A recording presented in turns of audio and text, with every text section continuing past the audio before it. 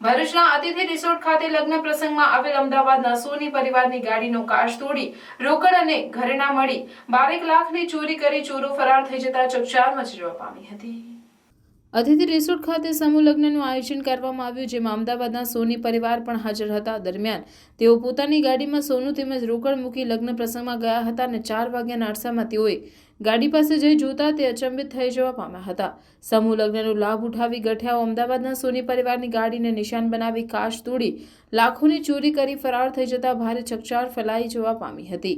સોની પરિવારની ગાડીમાં ચોરી થઈ હોવાનું માલુમ થતા તેઓએ પોલીસને જાણ કરી હતી। પોલીસ ઘટના સ્થળે પહોંચી તપાસનો ધમધમાટ શરૂ કર્યો હતો। સોની પરિવારે અતિથિ રિસોર્ટ સામે ગંભીર આક્ષેપ કરતા જણાવ્યું કે રિસોર્ટના સીસીટીવી ચોરી થઈ તે સમયે બંધ હતા અને તેમના સિક્યુરિટી ગાર્ડ પણ હાજર ન હોવાના આક્ષેપ કર્યા હતા।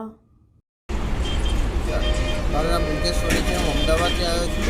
એ અતિથિ રિસોર્ટમાં ફંક્શનમાં આવ્યો હતો અને ત્યાં મારી ગાડીનો કાચ તોડીને ચોરી વસ્તુ લઈ ગયા છે અને એમાં જ્વેલરીઝ હતી ગોલ્ડની લગભગ 7 થી 8 લાખની આજુબાજુની, હા એપ્રોક્સિમેટ 9 થી 10 લાખ આસપાસની હશે અને કેશ હતી 30,000। તમે પોલીસને જાણ કરી? હા, પોલીસને જાણ કરી છે।